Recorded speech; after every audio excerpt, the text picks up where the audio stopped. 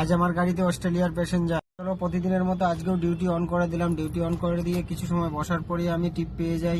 এখান থেকে যাবে বেহালা, মানে রাজারহাট থেকে যাবে বেহালা। তা বেহালা যেতে যেতে ট্রাফিক পড়ে যায়। ট্রাফিকটা ভীষণই ছিল, 3.25 ঘন্টা সময় লেগেছে ওনাদেরকে ছাড়তে। তো ওনাকে ছেড়ে আবার একটা টিপ পেয়ে গেলাম। ওখান থেকে সোনারপুর যাবে, যেহেতু টিপটা অনেক সময় ধরে ওরা করছিল, বুকিং করছিল, সেখানে বুকিং পাচ্ছিল না। তো আমার সামান্য 13 কিলোমিটার রাস্তা, 600 টাকা।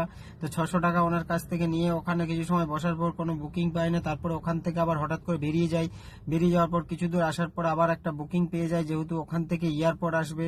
তো এয়ারপোর্ট আসার পথে পথে প্রচন্ড ট্রাফিক পড়েছে। ট্রাফিকে কাটাতে কাটাতে চলে আসলাম। কিছু সময় আসার পরেই ম্যাডামের সাথে সেলফি নিতে শুরু করি, যেহেতু ম্যাডামটা অস্ট্রেলিয়ার ছিল, এই অস্ট্রেলিয়ার ম্যাডাম। তো অস্ট্রেলিয়ার ওনার ম্যাডামের ব্যবহার খুবই ভালো ছিল। আবার মাঝখানে আমাকে গাড়ি দাঁড় করিয়ে বললো কফি খেয়ে নেবো। তা আবার দুজনে দাঁড়িয়ে আবার কফি খেয়ে নিলাম। কফি খেয়ে আবার রওনা দিলাম।